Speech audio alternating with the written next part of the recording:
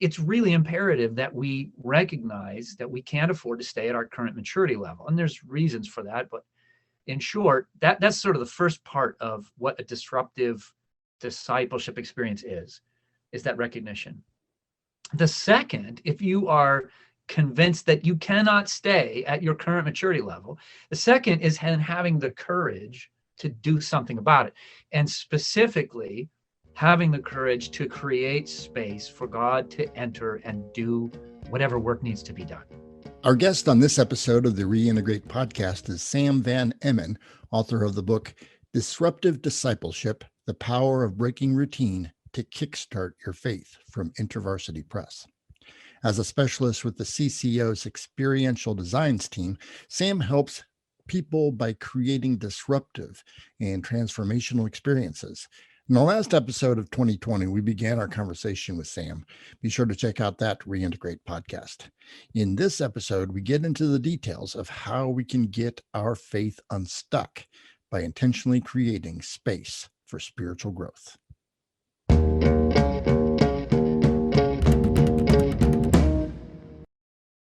Welcome to Reintegrate, Sam.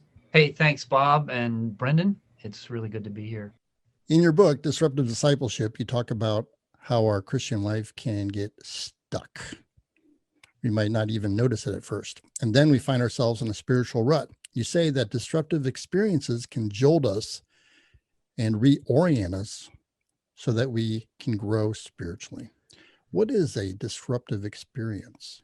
I often think of it in two categories, really. One is disruptive in the sense of an unplanned experience. And these are the things like your house catches on fire, or you get the news that your grandmother passed away, you failed a test, whatever. Those kinds of things are not planned. They're not welcome. They're not something I'd wish on anyone.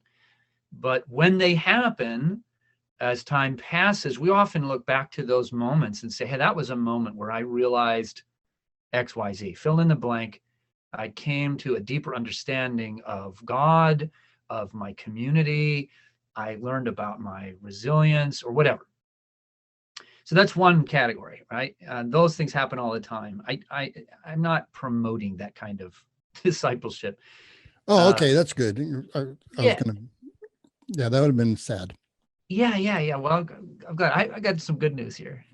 The other category, and then this is how I often think of it, is a disruptive discipleship is the kind that's planned. It's designed, if you will.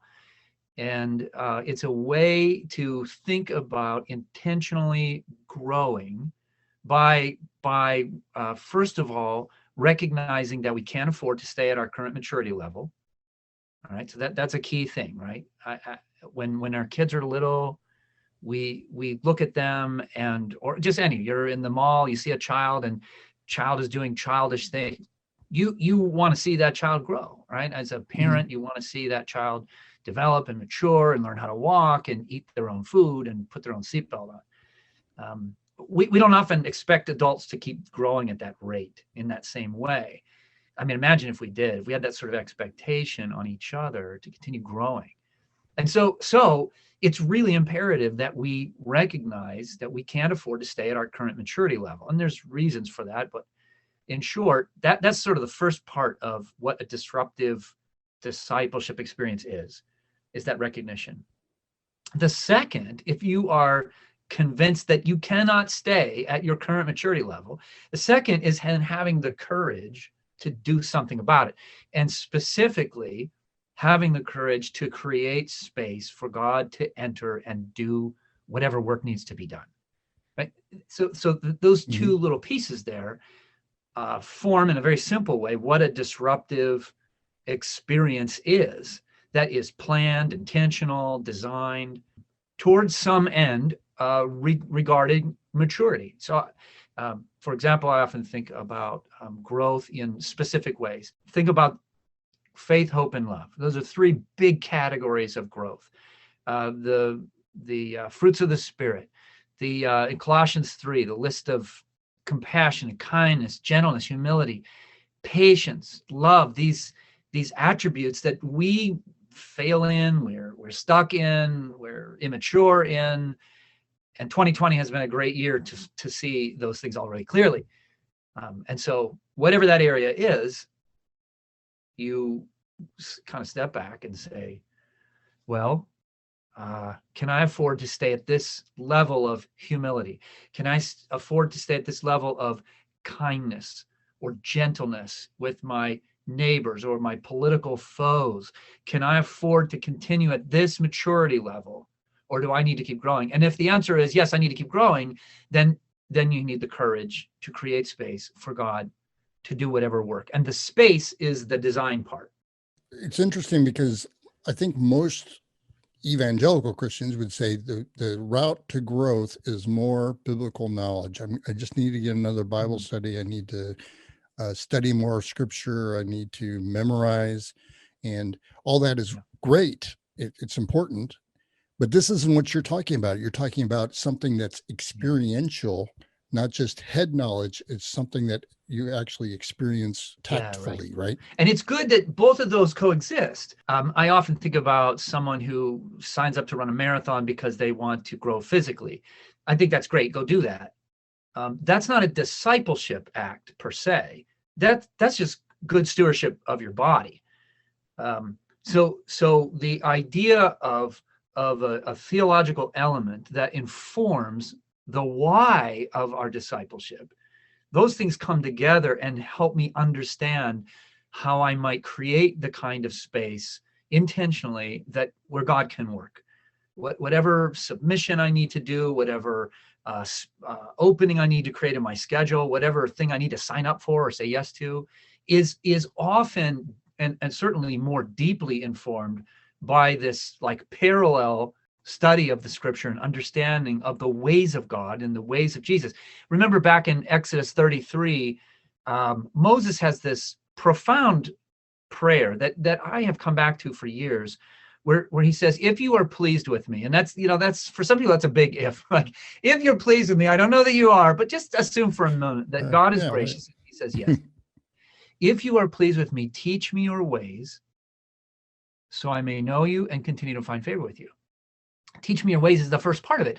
Teach me your ways. When I know your ways, then I know how to keep doing the things that you do and that please you and bring favor from you to me. And you have to decide that you definitely need to grow in certain areas. I don't know how many of us are humble enough to look at ourselves in the mirror and say, I'm not very kind. I need to change that, or I don't seem to be gentle right now or recently, or you don't recognize that in yourself unless something happens to make you recognize that or somebody tells you.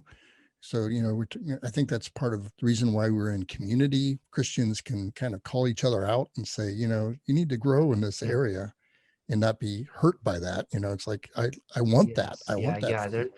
There has to be a hunger for it. Or at least, even if you don't have a hunger for it, you need to have people in your life who are honest. But honestly, yeah, you're right. Some of us are so stubborn or ignorant, or we just refuse to see it, or we're lazy, or whatever we are. I mean, we're comfortable. This is the whole, like, Brendan, how old are you? You just graduated, right? 23. You're 23 years old. So up to this point, like, your whole education, everything has been to work toward a point where you are, you can establish yourself and you can have an income that pays bills and that can buy the nicer things. And it's not that we're all just like seeking to be wealthy and well off. We just want to be comfortable.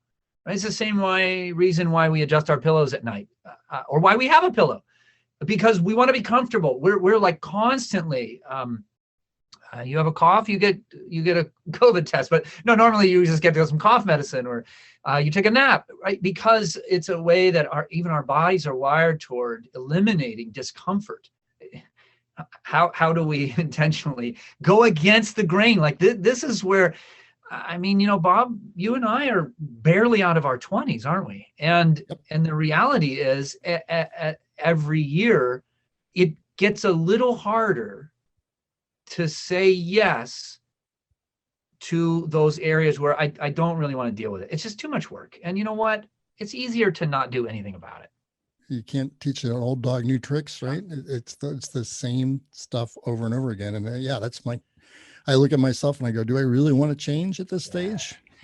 I heard Ronald Rolheiser was talking about these stages of life, and he made a point about grumpy old men.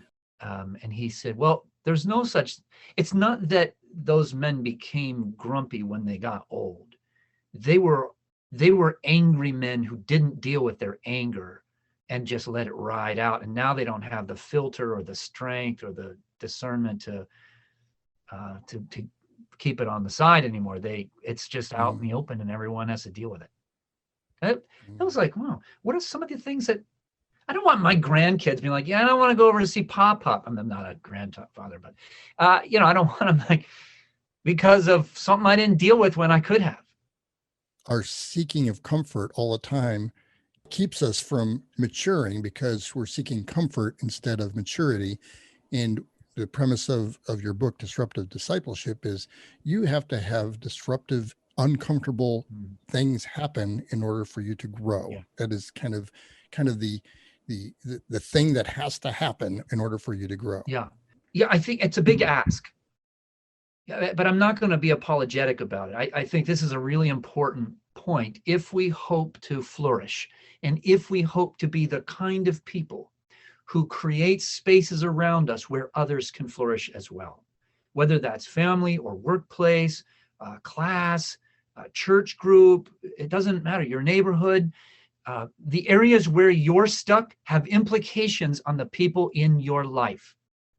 I'll say this too. My flourishing is dependent upon your flourishing. If you're not flourishing, I can't flourish, right? And the closer we are in community, the more that's true. In saying that, you're kind of drawing upon the metaphor of the church being a body, and having interreliant members. So, and just like the human body, if any one of your members is allowed to atrophy, like if I skip leg day, that's going to cause me problems down the line. I'm going to have chicken legs, and I'm not going to be able to lift things. That's right. So it's important for us, I guess, would you say, to encourage each other in seeking that disruption in order to avoid stagnating?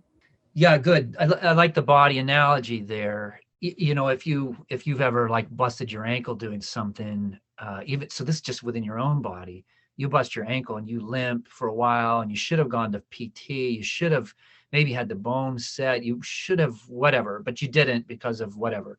And so over time, you limp a little bit, and that starts actually throwing off your back because your muscles are tightening in areas where they don't normally. And now you're like, it can actually rack your whole body. Who's stopping that process? Like, who is interrupting it? Who is saying, whoa, time out, take care of your ankle, man? Because all of us are being affected by this lack of attention. And so, do we have the courage to invite other voices into our own life who are close enough to be attentive enough to be able to say something? Are they close enough? Do they know me well enough that they have data on me that I need to hear? Do I have the courage to ask them for that data, that feedback? And then vice versa. Do I have the courage to say to you, hey, you know what? I'm going to put this relationship at risk a little bit because I love you, because I care for you, because we are in community together. And here's what's happening. And I'm just going to lay it out. Now, I might go to someone to get some counsel on how to do that, anonymously even. How do I approach this relationship in a way that is caring? Because ultimately, it's not about like I'm angry at you. I care for you, and I'm gonna act, because the body is affected by any of its parts that are suffering or broken or stuck or atrophied, whatever word you want to use. Right. My wife, Linda, as she listens to this podcast, she'll be screaming a hearty amen, since she's a physical therapist, and she'll love that illustration. But yes, and I think when you're in community, a good community, you've actually lubricated that, right? Yeah. In such a way that you're like, we're friends, we love each other, and you trust me. Yeah. And I wouldn't come to somebody that I don't really know, that they don't really trust me, and tell them what they're doing wrong. And Yeah. I wouldn't be that audacious. But if I'm in a good relationship and a good community with people, you have that invite to do that. I think that's the way you set up the community, right? Yeah, good. Trust has to be there. Communication has to be there. I should say this. I think this might be encouraging to some who are listening in, because I'm not necessarily a confrontational person. I like to make people happy. I really do. Bob, you've known me for years. Like I like to make people laugh and smile and to have fun. I like to include people. I love to have I'm a trip leader. I lead backpacking trips and experiences and retreats with college students and churches. And I love gathering people together around something and say, let's do this together, shoulder to shoulder. And yet there are times when I have to take a risk that is not like me. It's not my nature to do it, but I've got to, because I'm going to regret it if I don't. And maybe we're not in enough relationships to see that criticism. Maybe we need to just have good self-assessment, or listen to the Holy Spirit speak to us and say, here's the fruit I'm trying to grow in you, and look at yourself. I think that's a good place to start. You assume, unless you're Jesus, unless you've got everything worked out, there are issues in your life that could be addressed. Okay. So I often suggest just pick one, don't try to fix all 10 of them. Just name one. And if you don't know what they are, I promise you there are 300 to 300 people in your life who know what exactly those issues are. Give them a call, give them carte blanche. Just, hey, I'm doing a growth experiment, and I just need someone to be brutally honest with me about an area where you see that I'm stuck and I could really use some maturity. Yeah. Once that honesty starts, you'll be like, no, okay, that's enough. I got it. Well, it's funny you bring it up, because a huge issue we've noticed is that a lot of people in the church, my age, I think deliberately avoid relationships that are going to lead to that kind of accountability. And it's really frustrating sometimes, because there's people we care about that are involved in the ministry, but they're people that like almost deliberately hold their relationships with other believers at a certain length away from them. Why do they do it, do you think?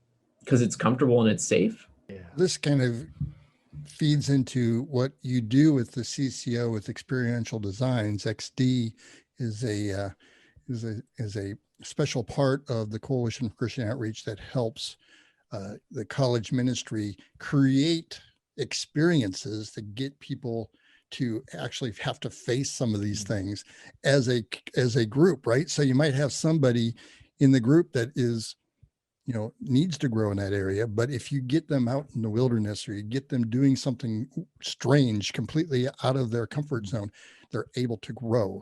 So like a young adult ministry could be saying, let's create an experience that would force us to grow in ways that we probably never would have before. Can you give us some examples of that?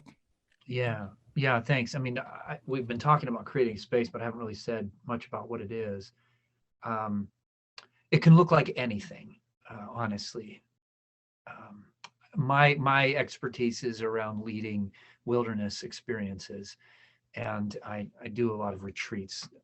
Those are spaces where I've got a committed group of people for a set amount of time, and so we've got some parameters that allow me to work within. Early on, my invitation is for them to participate and to enter this with everything they've got. Like, let's do this. Let's have an amazing time this weekend, or this week, or over the next 24 hours. And then I want to develop trust. I want people to know that first of all, this stuff that I'm preaching is true of me. It's a sermon I give to myself. I live this way, and I want to invite you into it. And it's going to be awesome, and you might get angry at some point, but let's try it. Let's go do this thing. Now, sometimes I don't have any control over some of what might happen. If I go backpacking for a week, I invite you into that space, and I've got a curriculum I've created, and we've got maybe campsites that are designated, maybe a number of miles that we hope to hike, and the students know all that. But I can't control the weather, and I can't control someone getting hurt, and then we get stuck at a campsite for a couple of days, and we're not able to complete it. Some people are frustrated about that, and some people worry about how we're going to get out of here, or whatever it is. Those are the moments where we've all said yes to this space, this like designated, 6 days in the wilderness kind of space. But the things that are happening right now within this, we have no control over. They just happen to us. It's sleeting right now and has been raining for the last 3 days, and we are cold and wet, and people are scared, or they're angry or frustrated. My job is to invite them into that, to say, what can we do right now to care for each other and to care for ourselves, right? But when that happens, there comes a point where we can pause and say, what are you seeing in yourself? What's happening right now? And someone could say, well, I'm sick of so-and-so, whatever. I'm tired of being out here, and I'm angry at you because I want to blame somebody. And through conversation, I might learn that person has a tendency to blame people all around them in their lives. People who are not related to the wilderness trip at all. Like, that's just a pattern of them. When they suffer, they blame out. All right. Well, you know what, Johnny? This is something. This is something for us to talk about and to work through together. And that can be a really informative time, where he realizes for the first time, maybe, that this is a pattern in his life and he just never considered it. And he realizes in this moment that I didn't cause the rain, but he was mad at me, and he doesn't know why now. It doesn't make any sense to him. Oh yeah. And it's okay. I let him be mad at me. I don't care. It's fine. Mm-hmm. But if I've developed that level of trust and invited people into a learning experience, and I'm in it with them, it's amazing how people will commit to the process of growth. Once they realize, they feel cared for in that moment, they realize, metaphorically or physically, my ankle's busted. Okay, I got to deal with that. I have to address this. We often see this with students who can't continue carrying their pack because it's causing some kind of a back issue they didn't know they had, or because of something, asthma, who knows. And so it's not a big deal. Like, practically, we're like, oh, that's fine. We'll split up your pack and everyone else will carry it. And this is a common example. This happens a good bit. And that student will either refuse to do it or break down in tears, and it becomes a big thing. And now, for safety reasons, like, we might not let them continue, or they may realize they can't continue. And now we have something to deal with, because they're finally communicating with us that I'm embarrassed. I don't want someone to help me. I want to do this myself. I want to prove to people that I'm capable. Oh, interesting. You felt that before? Yeah, always. I hate being served. Huh. Well, we've got some work to do. Like, let's do this together. And we might just have camping there, and then the next day we're finally ready to move on.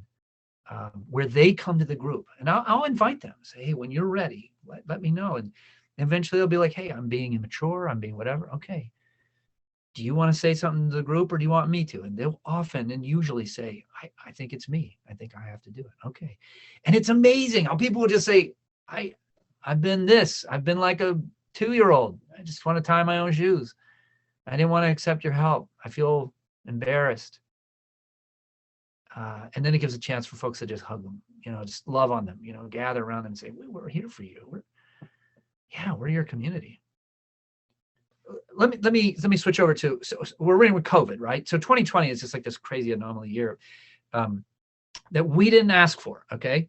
2020 came to us. That was an unplanned experience. That is not what I write about. I have a chapter on that, but that's not what this is about. But then we're in it, and it's month 1, it's month 2, it's month 3. At what point do you say, okay, this is the new environment. How do I intentionally create space for God to work in my life in this unplanned space. Does that make sense? So it's like a designed experience within an undesigned experience. A planned discipleship plan within an unplanned thing that has descended upon your life and created chaos. And so much of our lives are unplanned things that cause chaos. Totally. This is what I'm most grateful for, that it has brought out the best and worst of us. It has been a mirror. It has been a reflecting pool. It has been a catch, a conviction on me to say, you know what? I actually thought I was a lot more generous. I thought I trusted the Lord. I don't. I thought I was really stingy and self-serving, but man, I've put more hours into caring for my neighbor than ever. I think I'm actually a generous person. So it's revealed something in us. And I think that's what we do with it is critical before this is all over and we go back to whatever normal is. If we miss this, we could miss a great gift. As hard as it is. Well, because we're frustrated that we're not comfortable. Instead of allowing it to be a discipleship opportunity, we just allow ourselves to wallow in our discomfort and our sorrow and our misery. And that is, and we'll blame everyone else for causing it. Especially you. I know it's all your fault. So well, it's definitely my fault. Yeah, I've been praying for this for years. Yeah, this is a bombshell for me. I thought it was China. No, I got news for you. News for you. China. I just dropped that one for Bob. I know he'd appreciate it. Yeah. It's a gift if we're willing to see it as that. But I also recognize for many people that's far too soon to use that kind of language. Right. For some people, this has been really a traumatic time. So for those for whom that's true, where it's too soon, I just like write it on your calendar. For July of 21, assuming life is whatever, better, more stable, put a note to yourself right now. This is a disruptive discipleship act. By just writing on that, spend a day in July of 21 reflecting on how this past year was a gift. Despite all the stuff you already have your list of complaints. You already have your list of difficulties. They're all true. But how is it a gift also? Plan that now. Don't even think about it now. Just write it down and then later make that a priority. In your book, you identify 3 categories of experiences that maybe a group of people or maybe even individuals, but groups especially, can do together to grow in their faith. Adventures that help us grow in trust was the first one. Second one was experiences that test our endurance. Mm-hmm. Third one was experiments of service that deepen our love for others. Yeah. Can you help us understand how these 3 things are done? Well, yeah, I mean, if you listen to the language there, those are paralleled with faith, hope, and love. Because I thought, let's start simple and pick a few major categories of growth for us, right? These are areas. If you are mature in your faith and mature in your hope and mature in your love, yeah, that's Jesus saying, if you want to be my disciple, do these things. How we do that, I think it's case by case. If you start with those 2 things that I mentioned earlier, that we recognize that we can't afford to stay at our current maturity level, and second, we then have the courage to create space for God to work, then that's where it starts. So there's practical things you could do. You can say, where am I stuck? All right. And if you can't solve that on your own, you can ask your neighbor, ask your mother, ask your best friend or a coworker or someone. Get some feedback. Even if it's just like when your boss does like a quarterly review, there's feedback on that. Like maybe someone else will say the same kind of things about you. You'll see patterns there if you're listening. So what is the issue I want to deal with, right? And then, so what shape might this take? Maybe I need to, I've had a bunch of these. I do these all the time because I get a kick out of them and they've been really fruitful for me. So I might, one year I decided I was going to go to bed at 11 o'clock during Lent, just for the season of Lent. So I decided I'm going to go to bed at 11 o'clock instead of 1 or 2 o'clock in the morning and see what happens. And I hated it. It was like a horrible experience. It's laid awake staring at the ceiling every night. But I started to feel more rested. And interestingly enough, as I prayed during this time, all right, Lord, I'm laying here at 11 and I'm wide awake and I don't want to be doing this. I'd rather be watching the news or Jimmy Fallon or working in my wood shop or whatever, anything, literally anything other than this. But I did that. And then when that 40 days of Lent was ending, my wife, the day before, she was like, so are you going to keep doing this? And I'm like, I don't know. I don't want to, but I feel like something's happening. And so over time, I actually kept doing the practice. I realized I had more patience with my family because I was more rested. It's a tired mind is like a busted ankle. It's no different. Your body has to compensate. You don't have the same kind of patience or tolerance. You can't focus as work. Everything takes longer to do. You're more impatient in traffic. You're whatever. Like I don't have time for so-and-so because I got to get more sleep. Suddenly I was like, oh yeah, sure. I got bandwidth. And love grew in my home. It's like something happened just because I went to bed earlier. Okay. So what is the issue? For me, I didn't know what the issue was. I didn't know I need to grow in patience or I'm chronically tired. I just wanted to go to bed. I wanted to go to bed earlier because I just thought, well, I am tired and maybe I just need to do this. The shape of it was going to bed early. The shape could be a retreat. The shape could be a hike. The shape could be going on a road trip, going without the internet for a while, or just like getting a flip phone for the next 6 months. I don't know, something. There's a time limit. Okay, that could be like it's going to be every Tuesday, or it's going to last for 40 days, or it's going to be for all of 2021, or it's next July 10th when I spend time reflecting on 2020, and I'm gonna do that for 2 hours and 20 minutes and 20 seconds or something. Right? You just make up something creative. Anyways, there's a time element. There's a location. Like, where's this going to happen? It's going to be in my office. It's going to be on a hammock. It's going to be on a motorcycle. It's going to be at the beach. It's going to be in a tree house. I mean, you just pick your place. Like, what is the most important place to do it? Maybe I'm not dealing well with my consumerism. And so the best place for me to sit is in the bank parking lot for an hour. Now, maybe I'll get in trouble for loitering, but I mean, maybe it's just important that I stare at my bank for an hour. Don't do that. Someone will arrest you. But you get the idea, like where you are intentionally, you're in a space that relates to the thing you're trying to address in your life. And then consider the cost. It might have to pay for something. See, these are some of the practical tools that I would consider when I'm designing an experience. And you do this a few times and it becomes pretty natural. Just like, what do I need? Like what? My wife and I just went for a drive the other night for an hour and a half. Maybe 2 hours. We just drove all these back roads because we needed to talk some things out. She needed to say some things and I needed to work through some things. The road was the best place and not where there was traffic. We were out like in national forest land, just driving these back roads, talking. It was quiet. It was evening, it was dark. There's no one on the road. It was just really peaceful and clear. Like we could think. It was helpful. But I have to know that's the kind of space that I need to address this particular thing.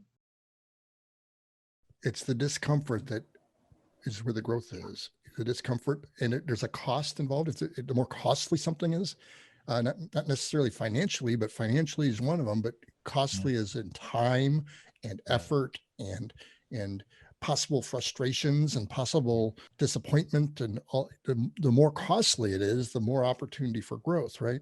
And so the more I want to avoid it, right? And so it's more of we have an opportunity to grow by seeking not to be comfortable. Yeah. I don't think this is sustainable on an everyday life. Sometimes I say, like, if you've got 5 major areas of your life and 4 of them are in chaos, they're unstable, they're in like some kind of weird holding pattern, something, like, don't also cut this one off as well, right? Because then your whole life is in like chaos. Does that make sense? Yeah, absolutely. it's, there's a time where it's like, I need to be moored to something. I need to be anchored to something, and until life kind of, unless of course your life is always chaos and all those areas are chaos, well, then maybe you do need to change something. But yeah, in general, I think it's tough to sustain that on a regular basis. So I go through seasons where, a new thing comes up, either because I just go to the Lord, and I spend that 60 seconds, as Brendan said, and say, hey, I don't know. I feel like I'm feeling pretty stingy right now, or I'm feeling whatever it is. What can I do about that? What's required of me right now? And I just start by, I give that to the Lord. It's a surrender. Hey, I'm realizing something. And I might, if I want to confirm it, I might call someone I trust, a spiritual director, a mentor, someone who loves me, and I just say, hey, do you see this in my life? Yeah. Okay. All right. And then I spend some time thinking about what I might do to begin addressing it. I've enjoyed having a friendship with you over the years, Sam, because you've helped me see that quite a bit. It's like, instead of thinking about something and hoping to change by thinking more about it, I now think, what can I do? How can I physically actually do something to experience something new that will actually trigger this change that I want to happen in my life, instead of just, I don't know if it's just me or my personality or the fact that I like to be heady, but it's the experience that often is the change agent, instead of just thinking about hoping to change and praying, change. It's the experience. If I can get myself to get into something, do something, and that's where I find the change. Yeah. It's challenging, but I think it's a good thing to at least try. Well, thanks for coming on. Go ahead. Yeah. No, it's right. You had something else to share? Go ahead. No, there's always something more, Bob. Well, stick around. We'll do 2 episodes in one session. Oh, man, so good. Oh, wow. Okay. Well, thanks for coming on. We really appreciate your time with us. And I pray that folks will check out the book, Disruptive Discipleship, published by University Press, available at a bookstore near you, and Hearts and Minds Bookstore. It's my favorite bookstore in the whole wide world for you to get books. So check it out there. Thank you. I appreciated the conversation. Good questions. It was great having you on the show, Sam. Thank you.